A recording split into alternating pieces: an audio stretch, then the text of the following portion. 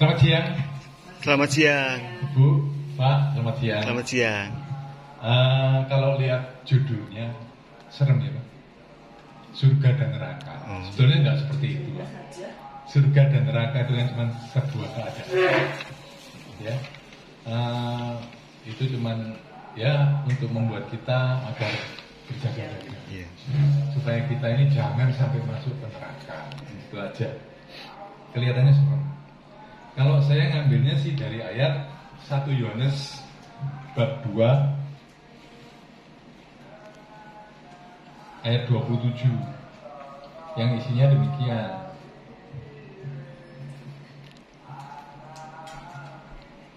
Bentar.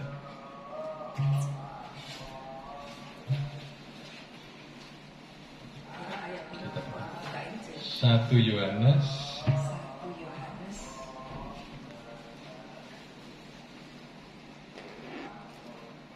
ayat saya hilang.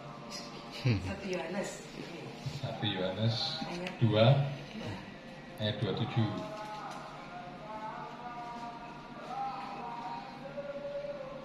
sebab di dalam diri kamu tetap ada pengurapan. Silakan dibaca, Bu Anyes. Sebab di dalam diri kamu tetap ada pengurapan yang telah kamu terima daripadanya. Karena itu tidak perlu kamu diajar oleh orang lain, tetapi sebagaimana pengurapannya mengajar kamu tentang segala sesuatu, dan pengajarannya itu benar, tidak dusta. Dan sebagaimana ia dahulu telah mengajar kamu, demikianlah hendaknya kamu tetap tinggal di dalam Dia. Ya, terima kasih. Demikianlah sabda Tuhan. Syukur pada Allah.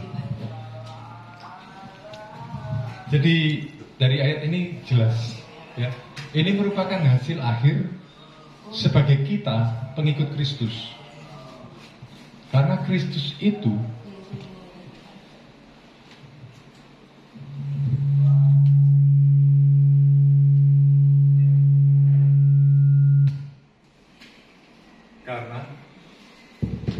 karena pengikut Kristus kita tahu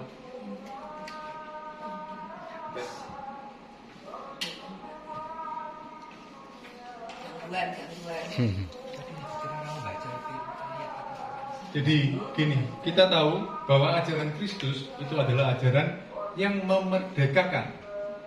Jadi kita bila mengikut ajaran Kristus dengan baik dan benar, itu kita akan dimerdekakan. Kita tidak terikat oleh apapun. Mungkin beda pengertian. Kalau saya ini membedakan antara ajaran manusia dengan ajaran Tuhan. Ajaran manusia beda dengan ajaran Tuhan. Karena ajaran Tuhan ini bisa kita dapat dari spiritualitas. Spiritualitas Katolik yang saya ikuti adalah Yohanes Salib 1. Yohanes Salib. Spiritualitas Yohanes Salib ini mengatakan bahwa api dalam Roh Kudus dalam jiwa, maka karena api Roh Kudus dalam jiwa, kita akan menjadi Allah. Ada satu lagi pernyataan yang kontroversial dari Santo Athanasius. Allah menjadi manusia agar manusia menjadi Allah. Ini pernyataan yang luar biasa. Saya mengejar hal ini. Sejak 2006 saya ikut KTM. Ya. Nama KTM saya Yohanes Salib, bagus. Tapi bagi saya tidak mengenai sasaran. Tidak mengenai sasaran. Tapi saya harus berjalan sendiri. Saya ikuti spiritualitas Yohanes Salib itu seperti apa. Sampai Yohanes Salib bisa mengatakan bahwa api Roh Kudus dalam jiwa, kita menjadi Allah. Gak main-main pernyataan. Harus saya buktikan. Akhirnya saya mulai mencari. Melalui apa kita mengenal Allah ini? Karena yang tahu kebenaran hanya Allah, tidak ada orang lain. manusia pun, Yesaya mengatakan, jangan percaya kepada manusia. Jangan. Karena manusia itu hanya sebutir debu yang sebentar saja hilang terhempas angin.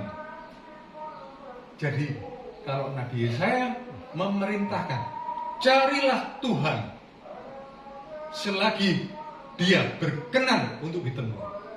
Itu Nabi Yesaya. Kalau Yesus, lain lagi. Yesus tanya kepada muridnya. Muridnya yang bertanya kepada Yesus, apa kehidupan kekal itu? Jawab Yesus apa? Mungkin kalau kita manusia, secara manusiawi, kita ngomong kehidupan kekal itu adalah kehidupan yang bahagia, hidup surgawi. Kita nggak punya gambaran surgawi itu seperti apa. Ya, kita nggak punya gambaran. Tapi Yesus mengatakan, kehidupan kekal adalah pengenalan akan Allah. Pengenalan akan Allah. Bagaimana kita mengenal Allah? Ini ajaran Yesus, semua menuntun kita pada pengenalan akan Allah. Agar kita mencapai pernyataan 1 Yohanes 2:27. Pada akhirnya Allah berfirman melalui diri kita.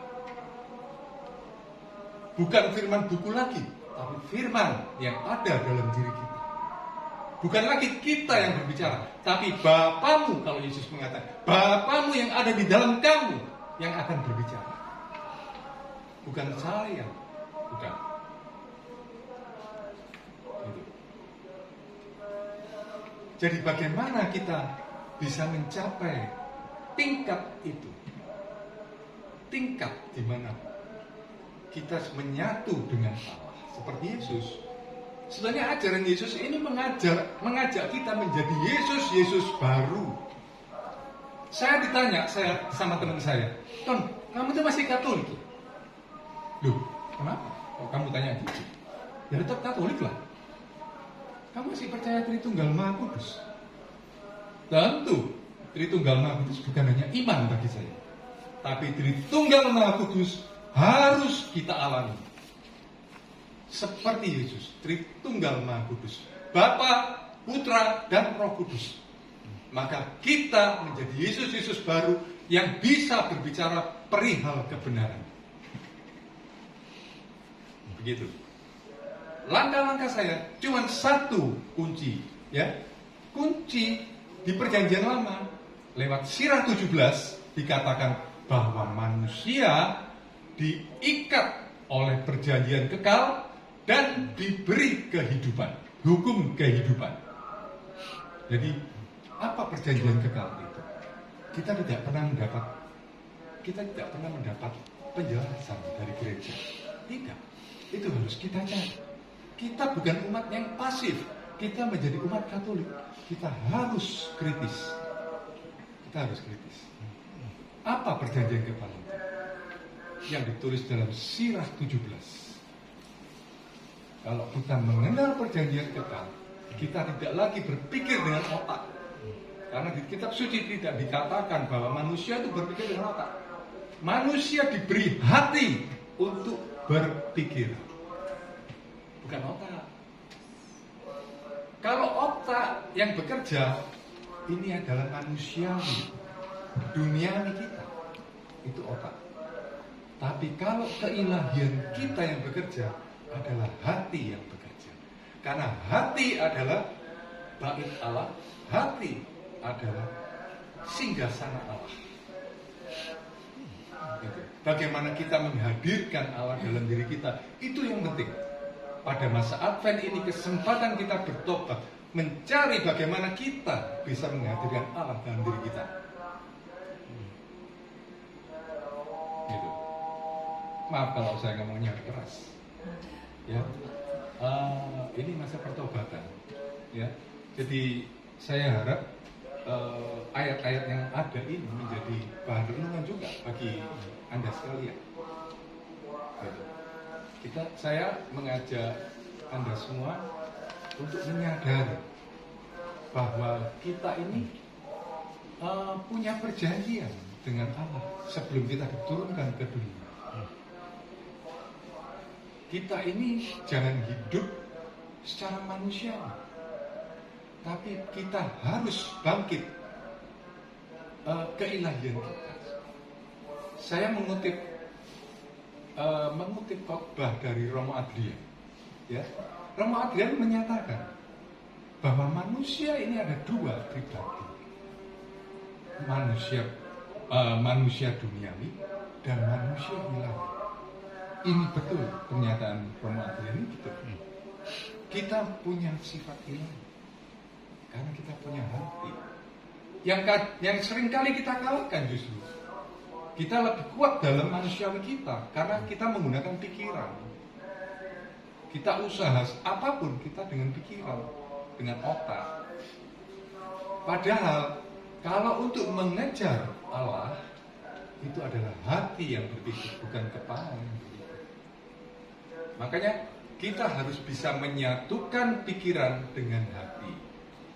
Jangan kita dikendalikan pikiran, hati kita kalah. Kalau kitab suci mengatakan daging roh itu lemah, daging itu kuat. Gitu. Jadi kita harus balik itu. Makanya Yesus mengajarkan juga penyangkalan diri. Penyangkalan diri. Jadi kita harus mengendalikan pikiran, jangan hati yang dikendalikan pikiran. Pikiran yang harus dikendalikan oleh hati. Itu. Kalau kita mau mengenal Allah. Dalam 8 sabda bahagia, salah satunya Yesus mengatakan, berbahagialah orang yang suci hatinya, karena ia akan melihat Tuhan. Itu betul. Dan itu saya alami. Itu saya alami. Jadi tidak bohong, tidak apa. Yesus mengatakan itu betul. Berbahagialah orang yang suci hatinya, karena ia akan melihat Tuhan. Kalau sudah begitu, ya, orang itu ngomong, berfirman, Allah itu berfirman melalui kita, ya. Bagi yang percaya baik, yang tidak percaya itu yang baik. Karena firman yang keluar dari mulut orang itu merupakan keadilan. Makanya biasanya orang-orang benar menurut kitab suci, orang-orang benar ya. Kalau di kitab suci ini banyak dikatakan orang-orang benar, orang-orang benar. Orang benar, alam semesta berpihak pada orang benar. Mengapa melibatkan alam semesta? Alam semesta ini siapa? Kalau kita sudah mengenal Allah dengan benar, ya, rahasia alam semesta ini bukan apa. Semuanya terkuat. Kenapa? Tebu itu kok manis? Kenapa jeruk itu kok kecut? Kenapa durian itu rasanya begitu? Semuanya terungkap. Semuanya terungkap. Karena janji Allah, barang siapa yang mencari Dia tidak akan dibiarkan sia-sia, dan tidak ada yang tersembunyi yang tidak akan dibuka. Semuanya terbuka. Kalau kita sudah mengenal Allah, sukacita, damai, sejahtera itu ada dalam diri kita. Jadi bukan lagi ukuran dunia yang kita kejar, bukan. Tapi sukacita dan damai sejahtera itu adanya di hati. Gitu. Karena apa? Karena bait Allah dalam diri kita itu sudah terbentuk, sehingga sana Allah itu sudah sudah duduk dalam diri kita.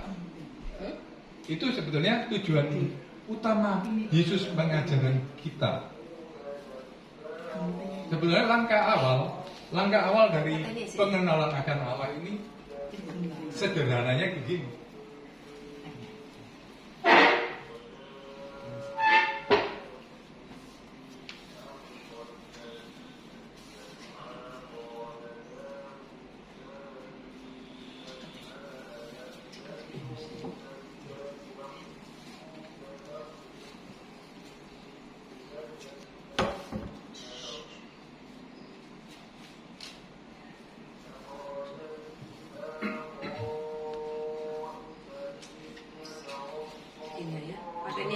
Iya.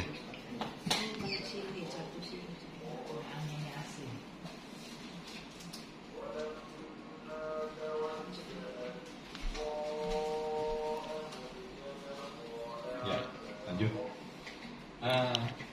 Gini, kita sederhananya begini. Kita kalau mengenal Allah, siapa Allah itu?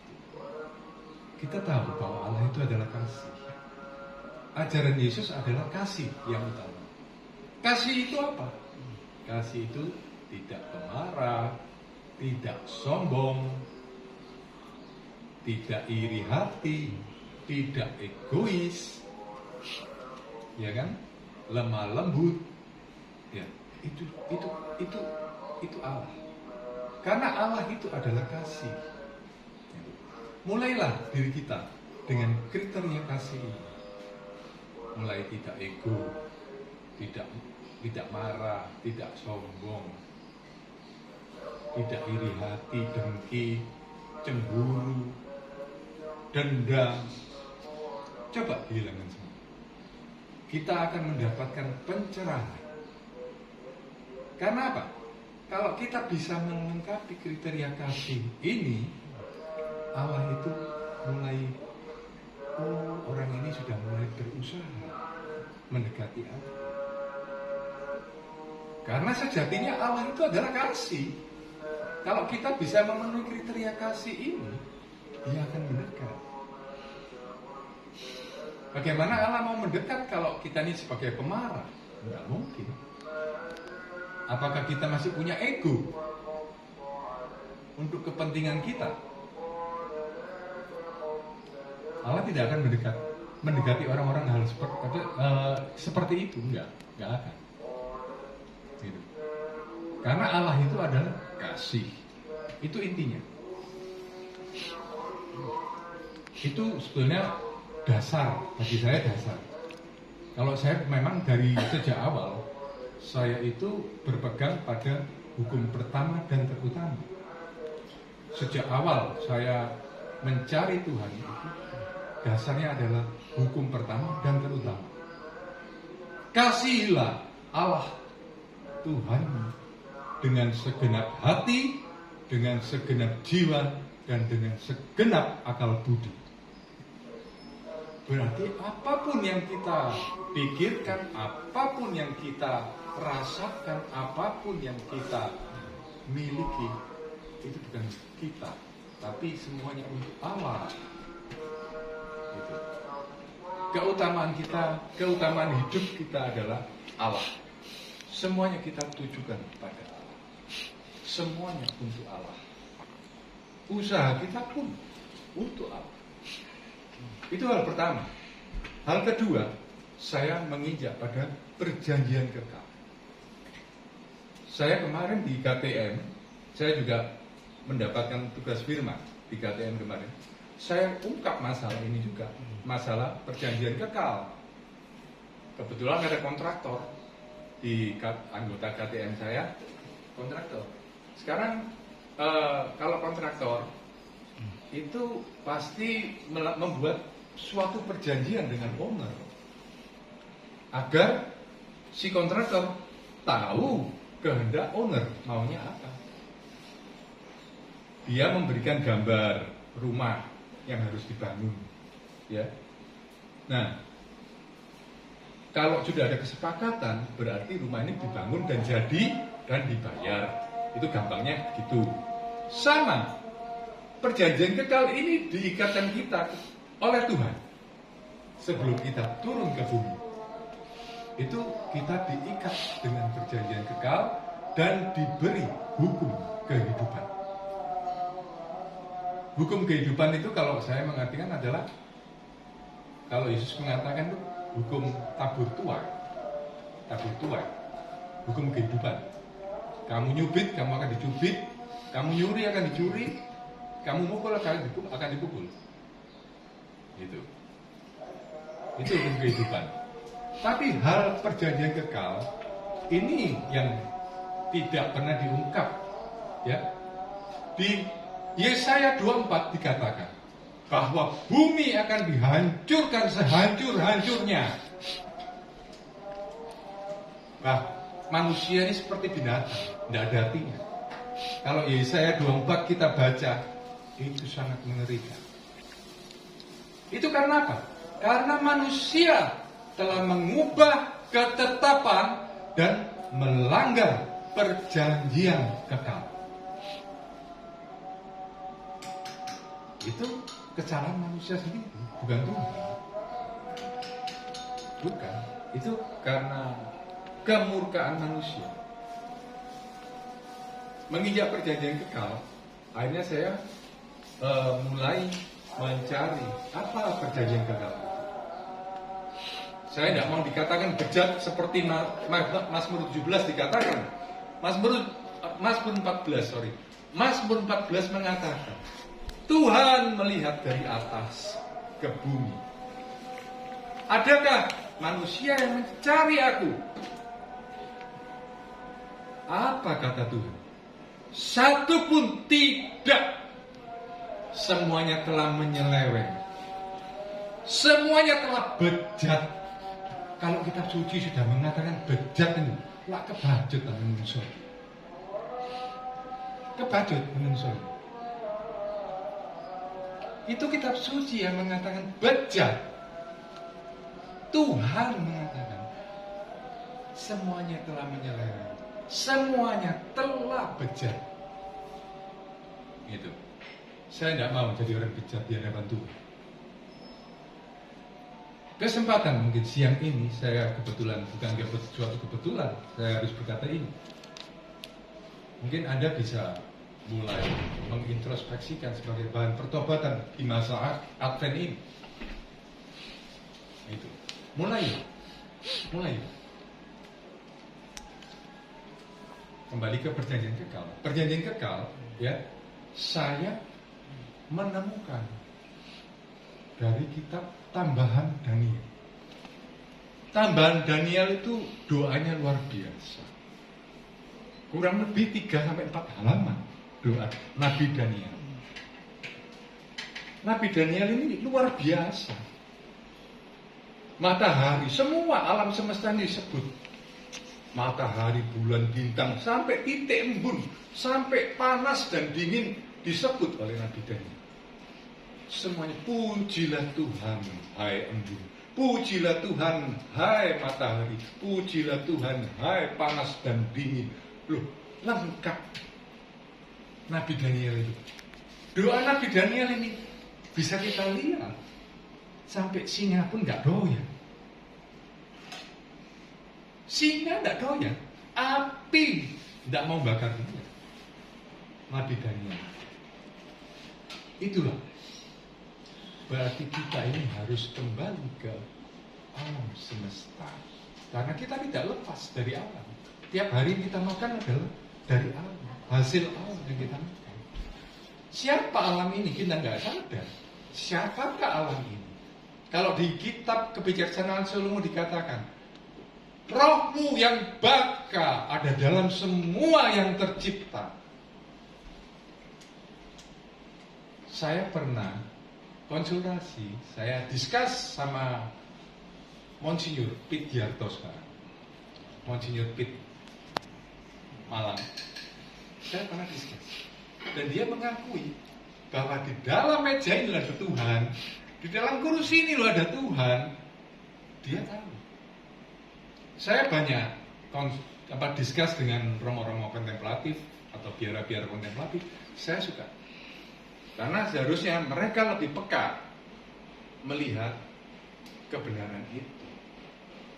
Tapi tidak satu pun yang menginjak pada perjanjian kekal. Karena sebuah perjanjian harus digenapi, tidak bisa dilupakan. Apalagi ini Tuhan yang mengikat perjanjian ini. Gitu. Nah, akhirnya saya berdoa. Ya. Bapa yang kudus, Allah yang kekal. Saya tidak Bapa yang kudus lagi. Ya Bapa dan Bunda yang kudus, Allah yang kekal dan kuasa. perkenankanlah aku bersembah sujud di hadiratmu bersama segenap ciptaanmu. Segenap ciptaan. Kira-kira kalau mendengar doa ini, Ibu tahu kita duduk sebagai apa dalam doa ini? Ya Bapa ya Bapa dan Bunda yang kudus, Allah yang kekal dan kuasa, perkenankanlah aku bersembah sujud di hadiratmu bersama segenap ciptaan. Hah? Kita duduk sebagai apa? Ciptaan Tuhan. Bukan. Kita duduk sebagai makhluk yang paling mulia. Ya Bapa yang kudus, Bunda yang kudus, Allah yang kekal dan kuasa, perkenankanlah aku bersembah sujud di hadiratmu bersama segenap ciptaan. Kira-kira kita ini luar biasa. Apakah doa ini nggak mungkin? Kita ini bawa semua ciptaan. Kita adalah sebagai imam di depan. Di hadapan Allah kita sebagai imam dan membawa semua ciptaan. Luar biasa, saya merinding kalau doa. Merinding. Karena alam semesta ini, dengan doa ini, alam semesta ini benar-benar mendukung kehidupan kita. Sangat mendukung kehidupan kita.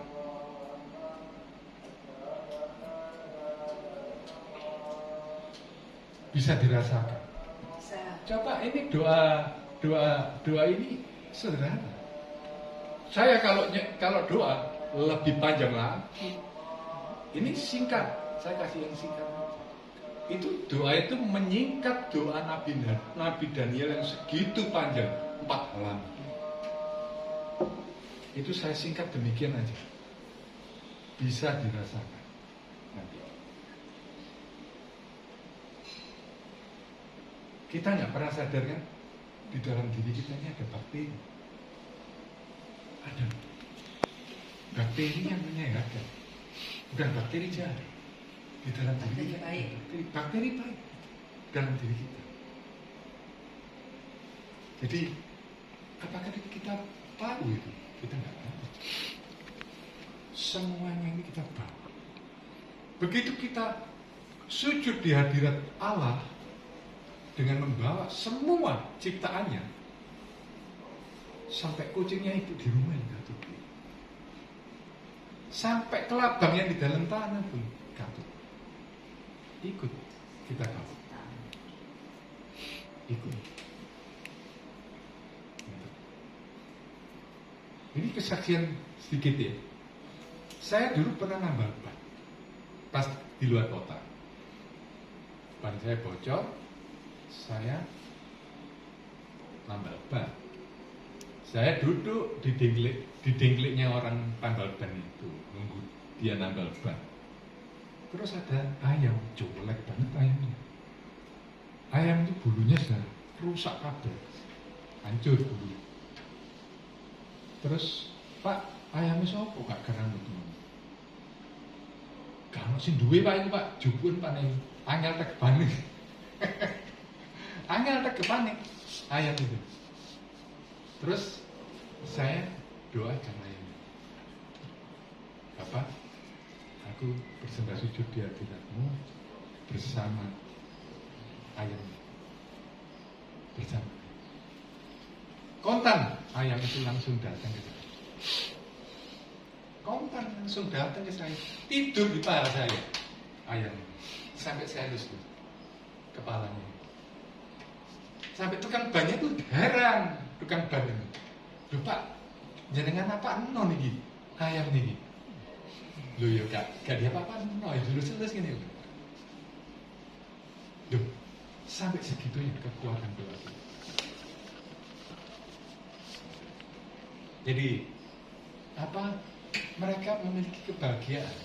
Satu lagi saya kasih contoh, ya. Ini seorang profesor Jepang. Mungkin ada yang pernah baca bukunya. Air, partikel air yang didoakan dan yang dihujat, bentuk partikelnya beda. Itu air. Gitu. Jadi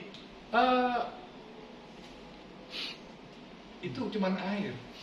Bayangkan kalau kita ini semua, kita doakan semua.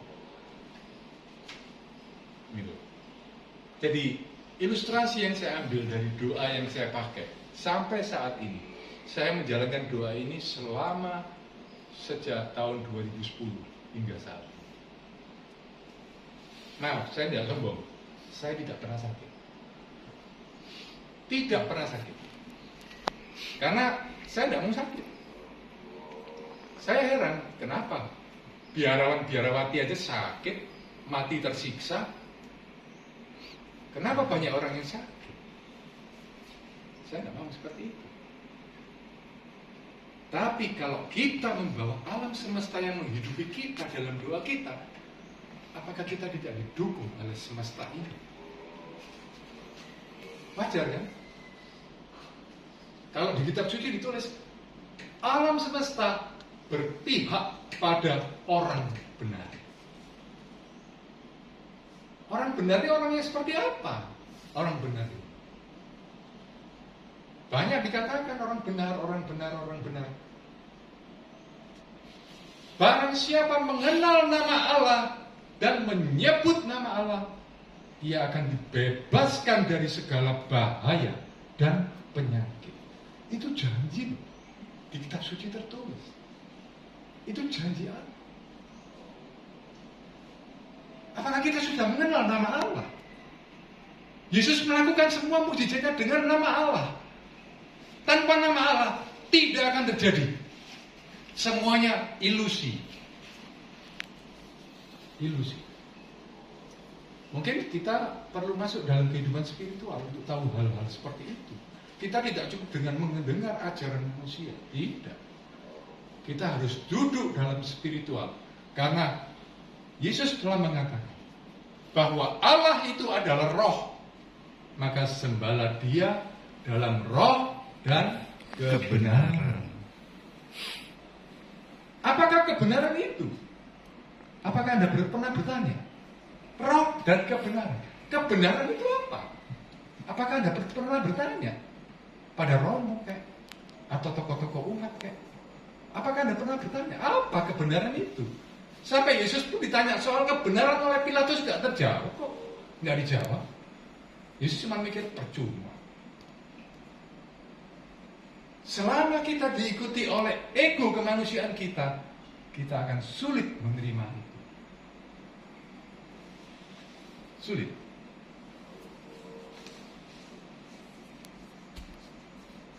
Jadi, sampai mana tadi?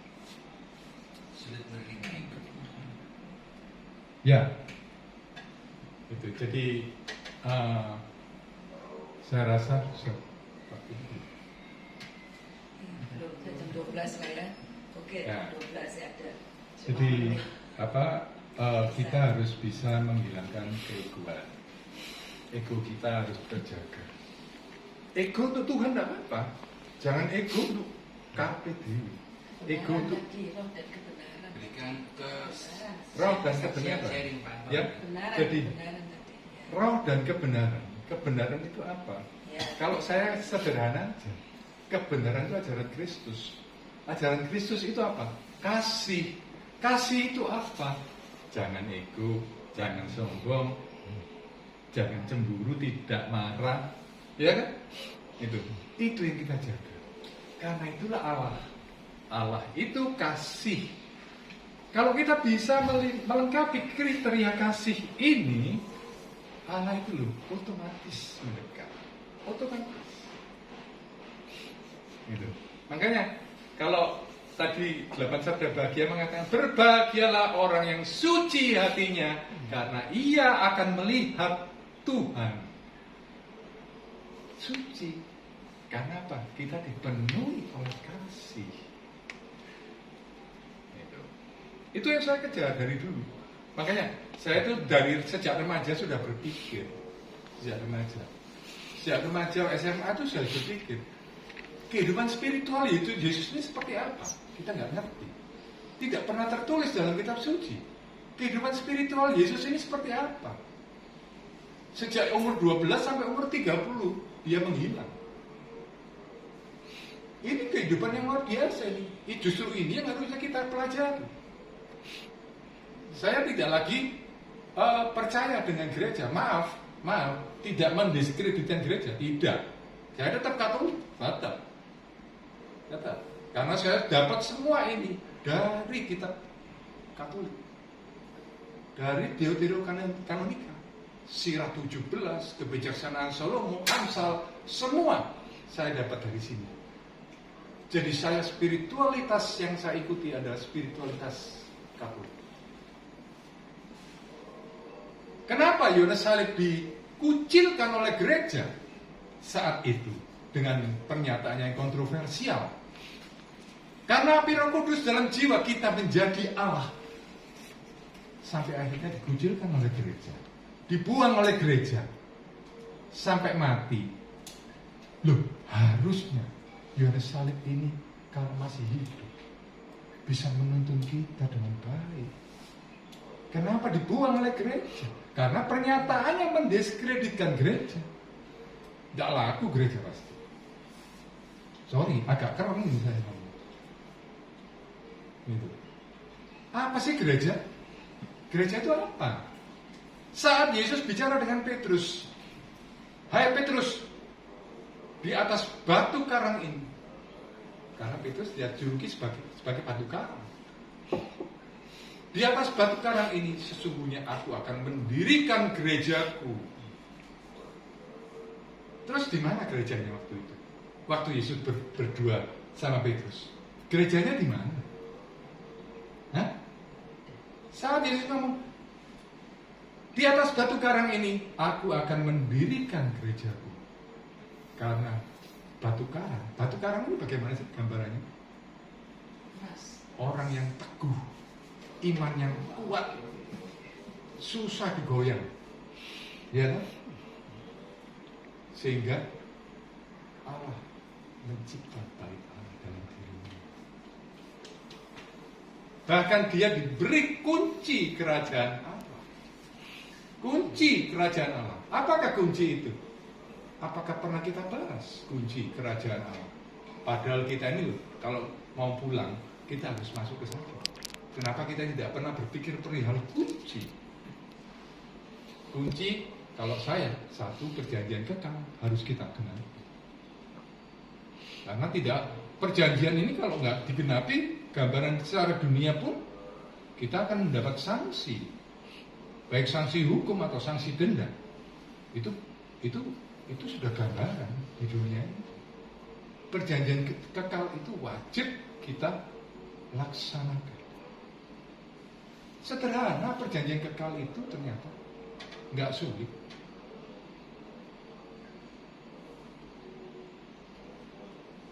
Kedua, kunci kerajaan. Ini berhubungan dengan perjanjian. Kuncinya ini berhubungan dengan perjanjian kekal. Kalau perjanjian kekal tertulis di Sirah 17, ya, Sirah 17, bahwa manusia sebelum diturunkan ke bumi telah diikat oleh Tuhan dengan perjanjian kekal dan diberi hukum kehidupan. Kalau di perjanjian baru dikatakan kunci kerajaan surga adalah apa yang kamu ikat di dunia akan terikat di surga. Apa yang kamu lepas di dunia akan terlepas pula di surga. Apa maksudnya seperti itu? Nah, mungkin ada yang bisa jelaskan apa maksudnya? Pak Bambang mungkin bisa menjelaskan? Pemberian otoritas pada gereja. Apa? Pemberian otoritas pada gereja. Pemberian otoritas. Kuncinya kok itu ya? Kok enggak matching ya kira-kira? Itu kan pemberian kuasa ya. Pemberian Otoritas itu kan kuasa. kuasa ya. Kuasa mengikat dan Saya ulangi lagi pertanyaannya, apa yang kamu Otoritas Apa yang kamu ikat di surga, apa yang kamu ikat di dunia akan terikat di surga. Apa yang kamu lepas di dunia akan terlepas. Ya, kalau saya sih ini kalau kita melepas kebencian di dunia ini pasti di surga juga kita nggak ada punya kebencian gitu. Oh, kalau orangnya mati mendadak masih ada rasa benci gitu. Makanya kita selama di dunia ini melepas segala kejahatan, nanti di sana juga terlepas kan gitu. Sebenarnya Surga. keliru. Maaf ya, maaf. Ini gambaran saya secara spiritualitas, bukan secara ajaran ya. Saya berbicara ini secara spiritualitas. Kalau spiritualitas, saya berbicara, apa yang kamu ikat di dunia akan terikat di surga. Apa yang kamu lepas di dunia akan terlepas di surga. Dunia ini apa sih? Dunia ini fana. Sementara kita ini taruh di sini. Hah? Dunia ini sementara. Cuman dunia ini sebetulnya gambar. Sebetulnya gambar dunia. Kita ini jangan menikmati dunia ini dengan enak gitu aja. Jangan. Sebetulnya semua ini gambar. Orang ngomong kalau mati nggak bisa dibawa, duit nggak bisa dibawa, harta nggak bisa dibawa. Loh kenapa? Justru itu kesempatan kita hidup, kita harus bisa mengikat. Kita harus bisa mengikat. Jadi kita bukan lagi kita ini bukan swarga neraka katut kalau orang ngomong. Bukan, kita menciptakan surga kita. Kita ini menciptakan surga. Dengan doa tadi, semuanya kita ikat. Semua ini gambar, seperti kontraktor tadi yang saya gambarkan. Kontraktor dikasih gambar. Kontraktor membangun gambar ini. Dibangun sampai jadi. Gitu. Nah, sama kita juga seperti itu. Gambaran Allah ini luar biasa. Dunia ini gambar. Gambar hidup dunia ini. Sekarang kita tanya, gini, saya banyak bertanya ke orang. Kalau kamu tak cubit sakit enggak? Sakit. Kalau saat kita meninggal, kita dicubit terasa sakit enggak? Enggak. Hah? Enggak. Berarti saat kita bisa merasa sakit itu, siapa yang bisa merasakan itu? Siapa yang bisa merasakan? Bisa ya. Jiwa kita. Roh dan jiwa kita. Betul Pak Frans. Jiwa yang bisa merasakan sakit. Kalau kita ini cuma membuai jiwa dengan makan enak, tidur nyenyak, dan sebagainya, menikmati kenikmatan dunia. Tapi kita nggak bisa membangun. Ya. Terus saat kita pergi nanti, pulang, jiwa kita ini makan apa? Ini tanggung jawab kita. Ingat di kejadian, ya, di kejadian 17. Ya, kejadian 17 mengatakan, semuanya aku serahkan kepadamu. Apa yang diserahkan harus dipertanggungjawabkan. Harus dipertanggungjawabkan. Alam semesta ini diserahkan kepada kita. Bukan diberikan, bukan, diserahkan. Kalau diserahkan, ya kan saya kembalikan dengan baik sebagai bentuk pertanggungjawaban. Sama lah, kalau kita punya barang yang kita sayangi, terus dipinjam teman saya, terus dirusak apa gak pegel? Loro hati dari ibu ya. Pasti. Ini loh. Ini juga alam semesta ini ciptaan Allah yang disayangi. Yang disayangi. Gitu. Jadi kita harus bisa membawa semuanya ke hadirat Allah. Saat saya berdoa tadi, ya Bapa dan Bunda yang kudus Allah yang kekal dan kuasa, perkenankanlah aku sembah sujud di hadirat-Mu bersama segenap ciptaan Segenap ciptanya adalah umat Dia, umat Allah.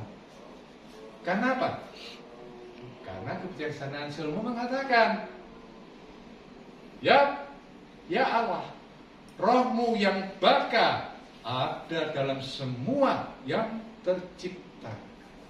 Kalau tidak ada roh Allah di dalam, tidak ada yang bisa tumbuh. Tanaman pun tidak akan tumbuh. Tidak akan. Karena semua ada roh Allah. Bahkan roh Monsinyur Pidiarto mengatakan dalam meja ini ada Allah. Dalam kursi ada Allah. Dalam benda apapun itu ada Allah di dalamnya. Cuman Monsinyur tidak bisa menjelaskan kenapa kok ada Allah di dalamnya. Gitu. Saya mempelajarinya sejak 2007. 2007 saya sudah mulai berjalan. Karena tidak ada yang rahasia dari Allah. Kalau kita sudah mengenal Allah dengan benar, mengenal Allah yang benar, tidak ada yang disembunyikan. Semuanya akan terbuka. Semuanya akan terbuka. Bagaimana alam semesta ini terjadi itu kita sudah tahu. Seperti apa? Kalau secara ilmiah, teknologi, sekarang ilmuwan lagi mencari bagaimana menciptakan alam semesta ini. Tuhan itu seperti apa? Dicari secara ilmiah. Bertahun-tahun dianya. Saya mencari Allah. Maaf, saya kurang lebih dari 2007 sampai sekarang 18 tahun. Kita harus mengenal. Makanya kemarin beberapa waktu yang lalu di KTM ketamuan kehadiran tamu Romonya bagus, Romo Justinus dari Flores waktu itu. Kebetulan dia datang untuk cari dana juga untuk pembangunan gereja. Dia memberikan sedikit renungan. Dia mengatakan perihal nama, bahwa nama itu seharusnya harus benar. Nama itu harus benar. Nama baptis pun itu kita harus benar. Ya, kita menyebutkan nama Robert, tidak mungkin dipanggil Robi. Itu. Pak Cipto dipanggil Pak Sabto, ya tidak mungkin. Beda. Saya diberi sesuatu sama Pak Bambang. Ya tak? Saya terima kasihnya ke Pak Frans. Kira-kira Pak Bambang angkat? Angkel, Pak. Loh, Gitu. Ya, angkel. tidak. Apa angkel jadi? Soalnya sekali. Tidak, soalnya nggak tahu. Soalnya kan nggak tahu ya Pak. Gitu. Jadi gambarannya seperti itulah. Seperti itu. Jadi saya langsung nyeletuk, Romo, berarti bagaimana dengan nama Yesus? Kenapa yang digunakan untuk Yesus? Kok tidak nama asli? Kalau kita lihat filmnya Yesus di The Passion of the Christ yang berbahasa Ibrani, ya, Yesua. siapa dipanggil Yesus? Yesua. Yesua. Itu nama aslinya. Jangan diganti-ganti. Saya ganti, berarti ini siapa yang ganti? tuh, ya itu tanggung jawabnya mengganti. Siapa yang bikin ini? Tidak tahu siapa yang mengganti. Ayo ditelusuri. Kalau Siapa yang bikin? saya punya prinsip, saya tidak mau mengganti. Sekarang nama baptis saya Antonius. Berarti harus Ya. disalahkan yang buat ini dong. Ya, nama saya Antonius. Baptis saya ya. Nama baptis saya Antonius. Terus saya diganti di sana. Namanya diganti. Lah saya kapan pulang? Nggak mungkin pulang, nggak pulang-pulang. Iya, Pak Bambang. Diganti Yakobus. Iya, Pak Bambang. Diganti Yakobus. Apa ini, Yesus? Nggak dipanggil Pak. Yesus ya, Pak. Kan gitu. Ya itu. Jadi Nanti tak tanda. Oh, nanti ditanggapi sama Pak Bambang. Oh, saya sampai gini. Keren. Di dunia ini urusan nama. Nggak harus itu. di dunia ini ya, urusan nama aja, ngurus asuransi ya saya mati. Huruf salah dan keluar asuransi ini. TJ sama C. Siapa sih bikin ini? TJ sama C Berarti. itu jadi masalah. Itu terjemahan Klaim bahasa tidak bisa Indonesia. keluar. Itu terjemahan bahasa Indonesianya. Ya. Bahasa Kalau memang nggak Ibrani bisa ya diterjemahkan. susah. Tapi kan nama nggak boleh Gitu. diterjemahkan. Nggak boleh diterjemahin. Nama itu Salah ini, diklaim nama itu ini. tidak bisa diterjemahkan. Berarti harus diklaim berarti. Ya, harusnya. Tapi ya siapa yang mau ngeklaim? Mau semuanya manut kabeh. Semua ikut ya. Omen namo sih dia. Ya toh? Kalau saya itu prinsip. Kalau saya itu prinsip saya. Jadi kita nggak kelas pakai Yesua. Saya tetap Yesua. Loh, saya punya teman Andre, tapi kebetulan teman saya dari Australia datang, dia nggak mau panggil nama Andre, dipanggilnya Andrew. Loh, nah gimana itu? Ya, Ayo, Andrew. karena dia orang Australia, dia tidak bisa ngomong Andre, dia ngomong Itu bahasa hello Inggris. Andrew. Nah, tapi namanya Andre. Loh, Ya, Ya apa ya? ya apa itu? Pengucapan. Jadi Betul. saya pikir ya nggak apa nama Yesus, karena dia Jadi orang gini. Indonesia. sebetulnya gini ya. Ini kalau saya soal nama. Soal nama ini sebetulnya bukan masalah. Sebetulnya, ya. Tapi adalah kehendak kita. Kita ini harus berjalan sesuai kehendak Allah, bukan kehendak kita. Mau namanya apapun oke, tapi kita berjalan untuk kehendak Allah. Ya. Berarti Bukan tidak apa ya kehendak Yesus? kita. Nek aku oke aja, nggak ada masalah. Apa? Kalau Muhammad. Tapi kamu jangan melibatkan ego, ya. Sama seperti kemarin di KTM saya ngomong, ya. Mungkin saya ngomong agak keras. Saya kalau ngomong ya gini, keras. Apa-apa Jadi bilang untuk saya di KTM kemarin ya. Saya dengar doa pembukaannya. Ya Tuhan, bantulah ini, bantulah itu, bantulah ini, bantulah itu, minta tolong ini, minta tolong itu. Loh, Oh, bukan. Tuhan ini siapa? Tuhan ini siapa? Kok main perintah seperti itu? Kita merintah bos kita di kantor aja nggak berani. Ini Tuhan. Aku mohon mungkin gitu. Enggak, tanpa mohon. Minta tolong ini, minta tolong itu, minta bantu ini, bantu itu. Minta tolong diamankan rumahnya, minta tolong diamankan dalam perjalanan. Loh, siapakah Tuhan? Kok kamu perintah gitu ya? Iya. Berarti Akhlak. ini apa? Kita ini akhlak. Ya, kita sama bos aja nggak berani kok seperti itu. Kita sama bos nggak berani. Kenapa sama Tuhan kita berani? Apakah kita ini sudah kenal Tuhan dengan dekat? Apakah kita sudah melaksanakan kehendaknya dengan benar? Itu yang harus kita introspeksi.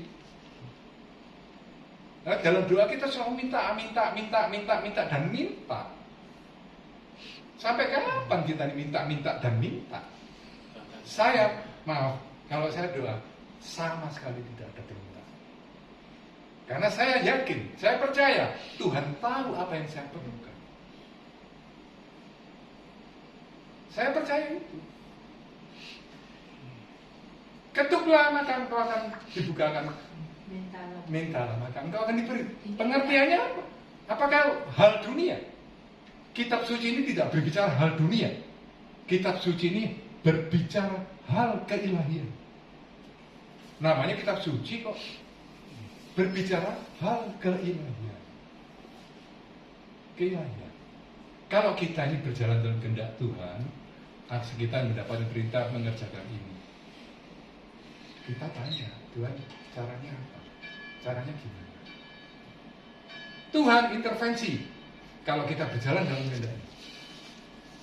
Tapi kalau untuk kehendak kita, Tuhan tidak intervensi. Tidak. Buktinya ada apa? 1 Yakobus 14. 1 Yakobus 1.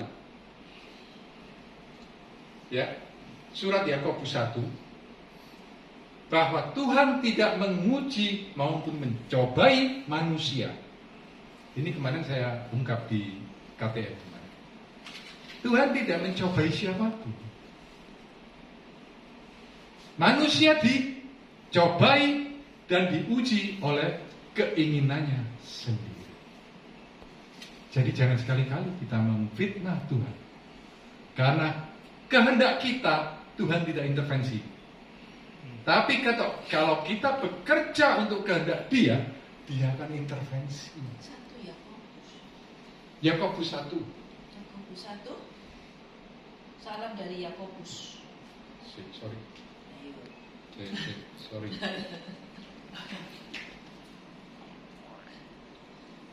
Ya, Yakobus 1:12. Oh, 12. Nanti ngomongin satu-satu. Sorry, 12 sampai 18. Berbahagialah orang yang bertahan dalam pencobaan, sebab apabila ia tahan uji, ia akan menerima mahkota kehidupan yang dijanjikan Allah kepada barang siapa yang mengasihi Dia. Nah, mengasihi Dia. Ya, kalau kita dicoba untuk mengasihi Dia. Bukan kita loh, bukan. Berarti pencobaan itu dari Tuhan. Udah lah. Iya, kenapa kok setiap orang pasti ada pernah mendapat percobaan? Setiap orang. Itu karena masalah karena kita sendiri. Karena kita sendiri. Terus dibaca lagi. Ya. Apabila seorang dicobai, janganlah ia berkata, pencobaan ini datang dari Allah. Nah, Sebab Allah tidak dapat dicobai oleh yang jahat. hmm? Dan ia sendiri tidak mencobai siapa. Jangan Jadi sekali-kali. kalau pencobaan itu bukan dari Allah, Bukan. Semua dari diri kita. Keinginan daging. dari si jahat. Ya. Si jahat itu dari siapa?